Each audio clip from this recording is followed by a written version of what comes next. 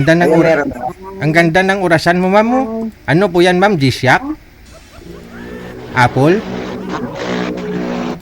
Apple po yan, ma'am? Apple? Oh, Wow. sana all. Sana all. Hello po. Oo, nakikita mo na. Oh, nakikita ko na liwanag. Yung mas maganda. Taga Taga saan saan kayo, po ma'am? kayo? Batangas po ako, Batangas. Ay, Batanggenyo. Kayo po Ala ba? eh. Taga ano po ako, yung bahay ko po sa Imos. Pero sa La Union po ako. Ah, at province yun, ano, La Union. Tapos nagkabahay ka sa, ano, sa Imos, Batangas. Cavite. Imos Cavite. Opo. Hindi malapit lang din. Ano po pangalan nyo? Ano, Mike. Mike. Ilan taon na po kayo? 51 na ako eh. 51. Kailan po Oo, kayo ng 51? ng January. Oh, anong date po? Ano, 16. Ah, Bakit ikaw? January ka rin? opo. Ilan taong ka na ba? Hulaan niyo po. Ay siya, may manghula eh. Makasali. Hulaan niyo po. Matanda lang po kayo ng 1 taon sa akin. Di, ang hula ko'y 50. Oh, Tama na.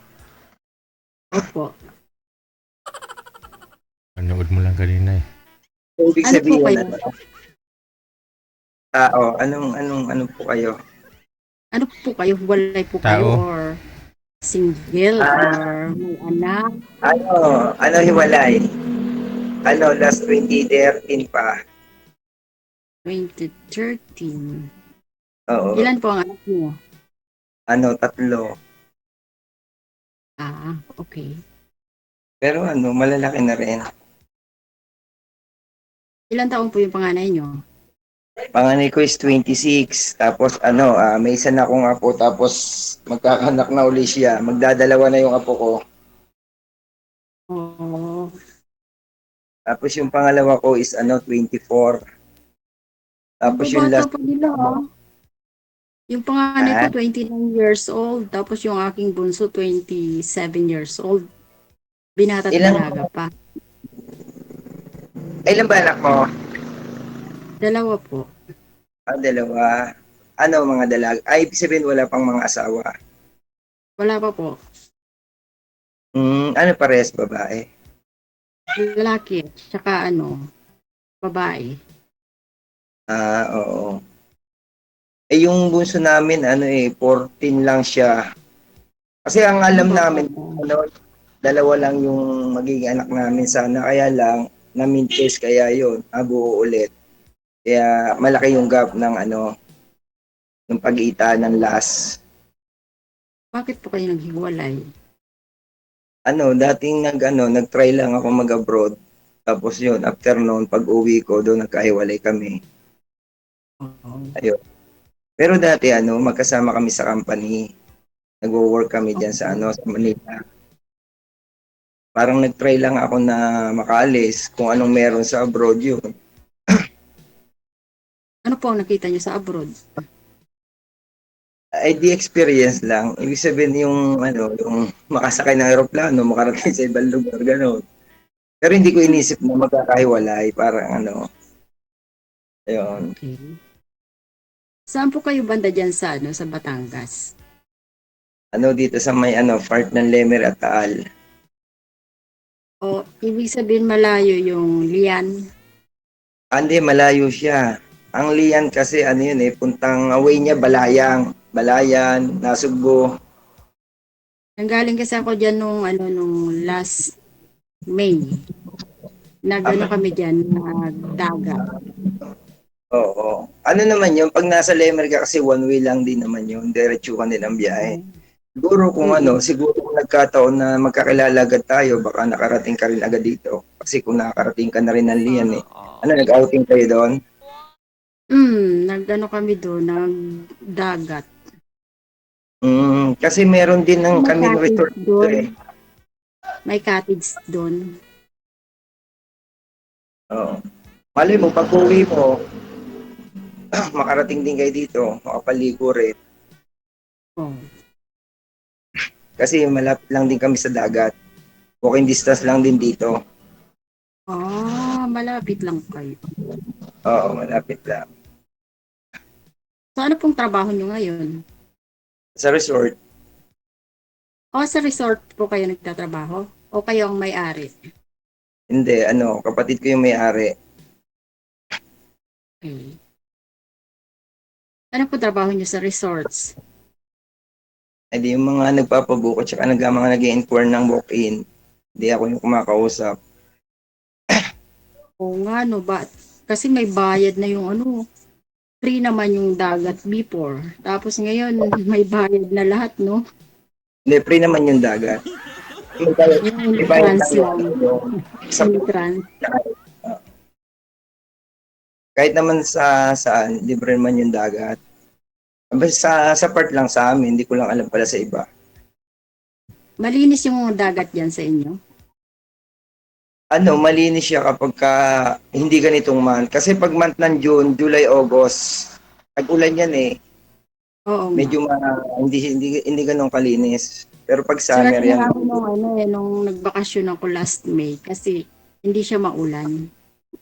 Talagang siya, mainit. oo.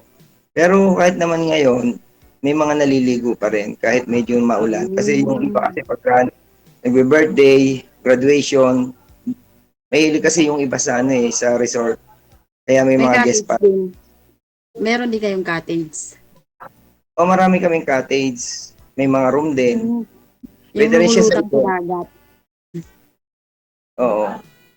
Kasi yung type nung nung aming resort, pang event siya.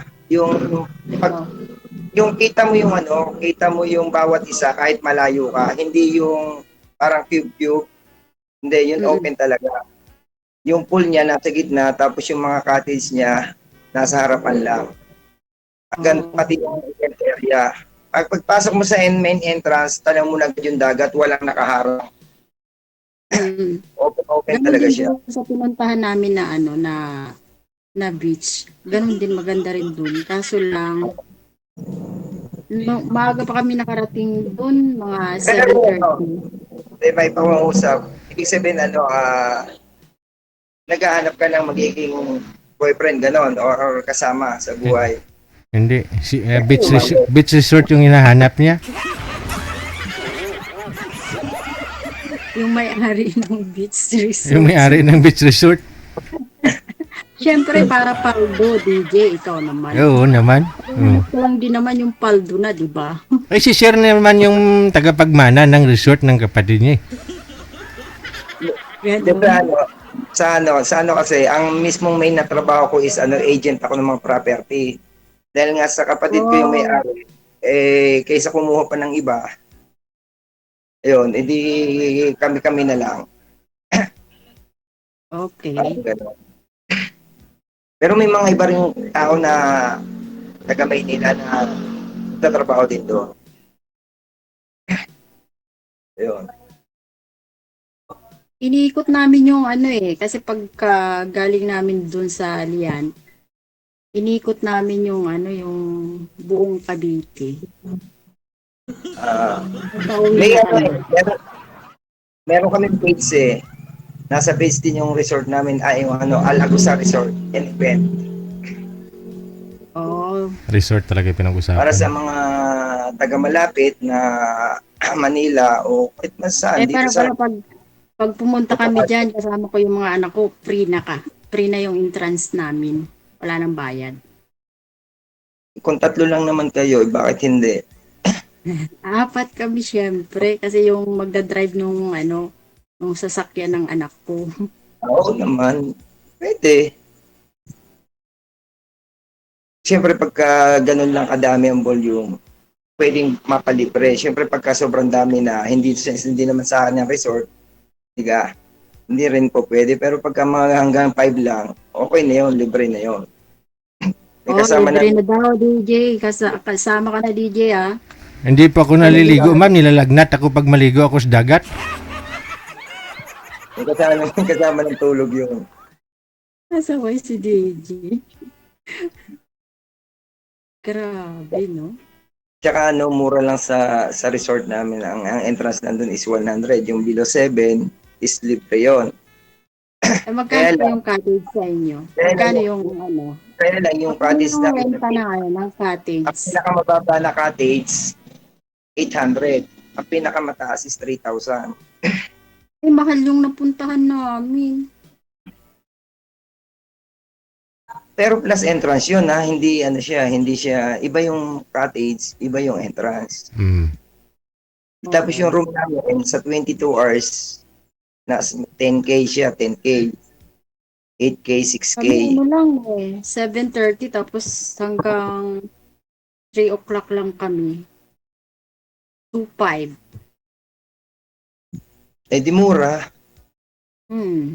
Kasi yung Barbecue lang 2.5, kami yung doon 2.5 nyo kasi binayad, cottage lang sa amin yun. Hmm. sa inyo, cottage lang.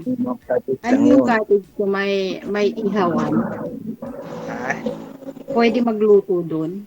Pwede mag-ihaw-ihaw? Oo, pwede. Pwede. Meron kami kasing meron kaming room na package na siya, 14 packs. May frigidaire siya, may water dispenser, may sariling kusina, libre na luto. Oh, okay. Pero kung sa ito ang kinuha mong room is wala naman siyang libreng luto, may extra 500 na dadalan ka namin ng sariling lutuan. Mm. Extra yun. Tapos maraming ano doon, maraming mga activity doon na yung sasakay ka doon sa umiikot-ikot. Tapos mag-aano sila, mahuhulog sila sa dagat. Maganda doon kasi syempre kasi ganito yan sa isang resort, mas malaki ang budget, mas maganda ang resort. Di ba? Oo. Ganun, depende rin sa depende rin sa kapasidad ng may-ari. Yan eh. Tsaka sa mga part na ganyan, dito sa amin kasi talagang magaganda talaga ang resort. Siyempre ang iba foreigner, ang may-ari. Halos lahat nandito na yung mga need ng mga customer, ng mga guest. Dito sa part ng Batangas, dito sa sa 'di ba, alam mo ba yung sa Batangas yung pasyalan nila, Santa Maria. Hindi ko alam po. Yung may salamin na inakyatan, yung likod lang noon, hanggang dito sa amin, puro resort na yon. Hindi ko pa po yun napuntahan, pero balak Nandito na magpuntahan. Okay, change topic po muna tayo. Change topic na muna. Oo nga. Yung iniba ko na nga kanina bumalik ulit sa resort. Sa love life na lang. Kasi yun dapat. Kasi Ayun. hanap niya nga yung may-ari ng resort. Pero kung ibig sabihin, okay lang naman sa mga anak mo, halimbawa na magka-boyfriend ka, gano'n, magka-asawa ulit. Wala naman silang problema. Wala namang problema, no? Wala. Pero kaya, ibig sabihin, kung kakaalis mo lang ng May, matagal ka pa bago ulit bumalik. Opo, kasi nagbakasyon lang naman ako ng 14 days. Sa bagay, Hong Kong ka lang gadiga. Sa Hong Kong naman, kahit naman, basta ginusto mo, pwede namang ulit magbakasyon, diga. Paalam pa lang sa amo mo. Depende sa utak ng amo. Depende rin sa dahilan, Oo. Pag emergency, madali, Oo. So, ibig sabihin, yung dalawa mong anak nakatira sa Cavite, sa bahay nyo. Tapos, may driver kayo, gano'n? Kasi sabi mo kanina, may driver kayo. Hindi, niya yun, jowa niya yun, nag-drive ng car niya. Jowa niya. Akala ko naman Taga sa ano. Batangas din. Taga Batangas din. Pero yung dalawa mong anak nagwo-work na sila. Yung dalaga ko, yung binata ko, nag-a-apply pa lang siya papuntang, Europe. At ba't di maganda kung basta makaalis yun, mas makakatulong na sa inyo. Mm. Yun namang yung namang anak ko, bago naman sila nag-asawa, yung panganay ko, nakagraduate naman siya ng cruise ship. Tapos naging asawa naman niya is seaman. Tapos yung pangalawa ko naman, graduate na accountant.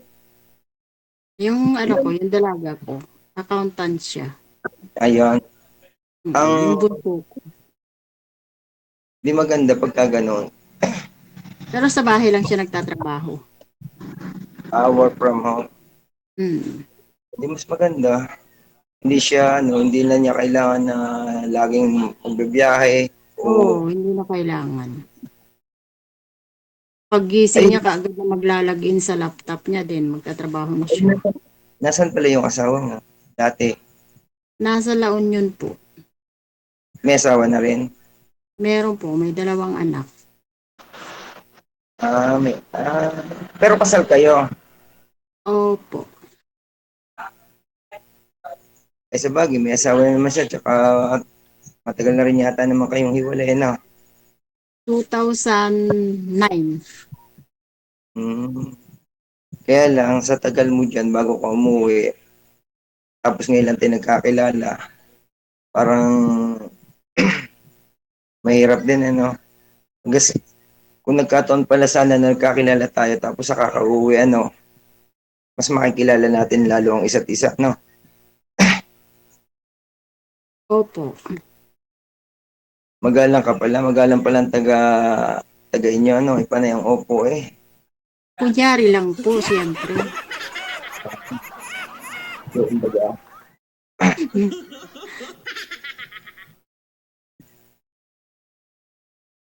Tapos po, yung mga anak nyo, nasa inyo. Sa inyo nakatira. hindi. Yung panganay ko is nasa kanyang asawa. Yung pangalawa ko is nasa Manila, doon siya nagwo-work. Yung bunso ko, nasa side sa lola niya, sa side ng ex ko. Dahil mula nang pinanganak namin sila, pares kami may trabaho. Tapos, unang apo yun ng biyanan ko, kaya lahat sila doon lumaki. Oh. Kaya nasabi sila ng gano'n. Kumbaga, parang dumaan lang sa amin, dumaan lang sa mami nila. Ibig sabihin lumabas lang sa kanila pagkatapos nun, ang nagpalaki na noon, lola na nila. Yun. Kasi nasa Manila kami parehas. Muuwi lang Mm. kami. Muuwi kami Sabado ng gabi. Tapos luluwas na uli kami Lunes ng madaling araw. Ganun lang. Okay.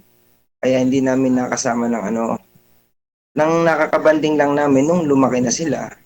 Naisasama na namin gano'n sa Maynila. Hanggang sa lumaki na siyempre sila, nagkaisip na, di may kanya-kanya na rin silang gusto sa buhay. Ang maganda lang sa mga is, kumbaga, nasa maganda na silang katayuan. Sa ibig sabihin katayuan, sa pamamagitan rin ng pag-work nila, gano'n. Mm-mm. Kumbaga, hindi man sila nakapundar ng bahay pa sa ngayon, nakapundar naman sila ng parehas nilang sasakyan, parang gano'n, na nagagamit nila sa work nila. Yun. Kaya parang ang sinusuportan na lang namin yung isa, yung bunso. Yun. Ang kagandahan din naman noon kahit yung ex ko naman is maganda rin naman yung work niya kaya mas naibibigay din niya yung sa anak namin. Yun. Tapos ano pa? Wala na. Ano? Wala na. Yun. Pero ang maganda rin sa'yo is malalaki na yung anak mo. Ibig sabihin, kahit saan ka na rin magpunta is wala na rin problema. Kasi wala ka nang Oo. alala, maliit, alagain. Tsaka sabi kasi nung magbakasyon ako nung May, sabi nung bunso ko, Mama, sabi niya, wala ka bang jowa? Sabi ko, no, jowa! Sabi niya sa akin, wala. Sabihin mo yan, no? Pag nagtanong uli, sabihin mo baka sakali, malapit na. Sana all. Sana all. Nakadepende nga lang sa'yo yun. Siyempre, Depende. hindi naman porke tayo nagkausap ngayon, Oo. pwedeng diretso, pwedeng hindi. Yeah. Nakadepende sa'yo, nakadepende sa akin. Diga, Yes, maaaring, true. maaaring tatawag ako sa'yo, magchat-chat ako sa'yo, pwedeng hindi mo sagutin. Di ba? Mm. Pwede Mm. naman yung tatawag sa akin, hindi ko naman masasagot dahil busy ako. Di ba? Kaya ibig sabihin, may pagkakataon na maging tayo, may pagkakataon na maging hindi. Di ba? Sana Oh. Eh, pero mas maganda, maging tayo rin, ano? Para hindi masayang naman yung effort natin dito kay DJ. Pati yung pagkakataon na binigay ni DJ sa atin, no? Depende.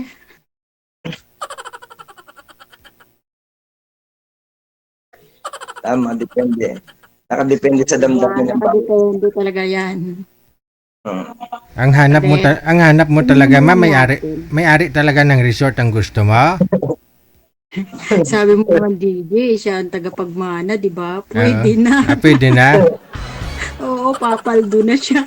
Yung kapatid niyo po ba sir, may asawa? Oh, may asawa. May asawa yun. Oo.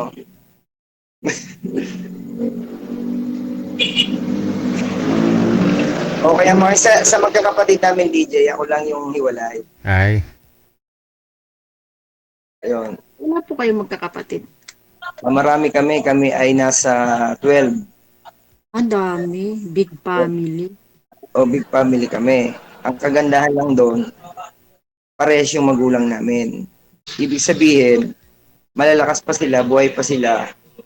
Yung napundar nila nung sila ay nagbuhay pa, nagwo-work. Kumbaga, pare-pares ang bigay namin. Parang gano'n. Pang-ilan po kayo? Last. Bunso. Bunso po kayo. Mm-mm. Pangalawa ako eh. Ay di 1 and 2 per second. Oh. One and two. Yun. Pero 5 lang kami. 5 kami magkakapatid. Alima. Ay di maganda. Ang Tatlong kagandahan babae, dalawang ang kagandahan lalaki. niya lang doon sa amin, yung mga kapatid ko na nag-Maynila, may bahay sila doon, may bahay din sila dito. So, tulad nga yung may-ari ng resort dito, taga Manila sila. Tapos meron din sila dito, ganun. Resorts talaga yung ano no, yung magandang pagkakakitaan. Mm. Hindi man, depende lang din sa kakayanan. Tulad Depende ko, lang din. tabi ako ng karsada. May pinapaupahan din ako dito mga stall na tindahan. Maganda yung ano yung location mo. Kasi ito tabi ng highway. Tapos yung dagat, bukan distance lang. Maganda. Mm. Pag mag-business ka dyan, talagang magkiklik kasi ano siya eh, Oo. sa highway. Business naman ako dati kaya lang hindi na-click. Mahirap kasi mag-business pag solo. Naranasan ko yun. Kaya ang ginawa ko, sa halip na mamuhunan ako, problema ko, hindi pinaupahan ko na lang para sa monthly na lang ako. Maliit man siya, at least meron. Kahit pa paano. Oo nga. Yun. Kaya ganun ka din, halimbawa, mag-for good ka na. Dapat, meron ka rin na negosyo para hindi man habang buwan, andyan ka at malakas. Diga. Oo. Ang ngayon, pero alam kong darating yung time na magtatagal ka pa dyan kasi bata ka pa rin naman. Ang mahalaga lang makaipon, makapundar. Ano pa ako eh, mag-aaral pa ako ng driving. O yun, mas madali naman yun. At saka driving, Mag-drive yun. ako dito. Madali naman mag-aral ng driving kasi pag sarili mo sa sasakyan mo, hindi ka matatakot eh. Mahirap Kaya, dito? Mahirap? adyan mo ba gagamitin? Hindi, Sa dito. trabaho? Kasi ipapalit ko sa trabaho ko. Pag-uwi mo Magpapalit ako ng trabaho.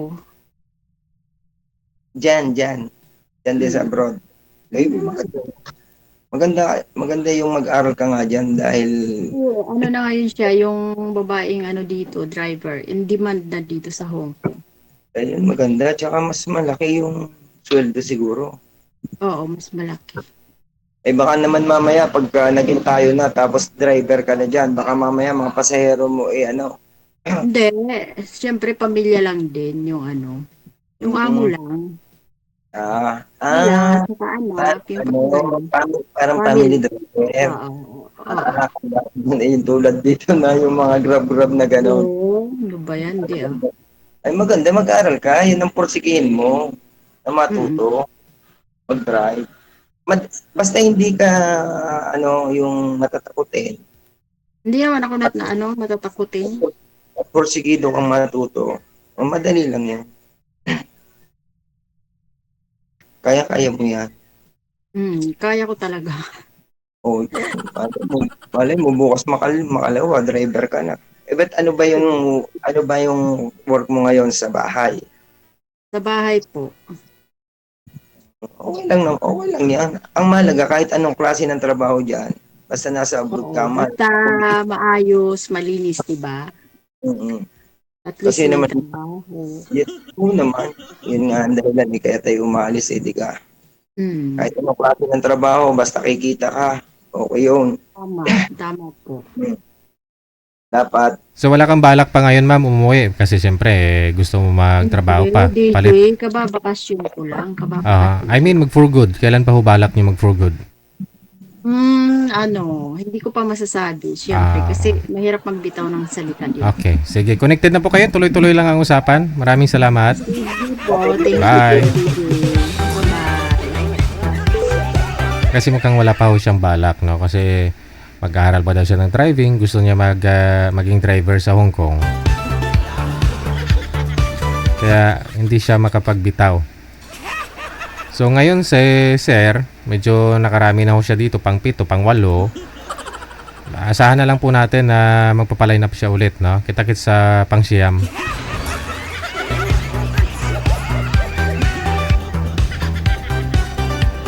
Iba kasi ang gusto ni madami, no? Gusto niya may-ari mismo ng resort.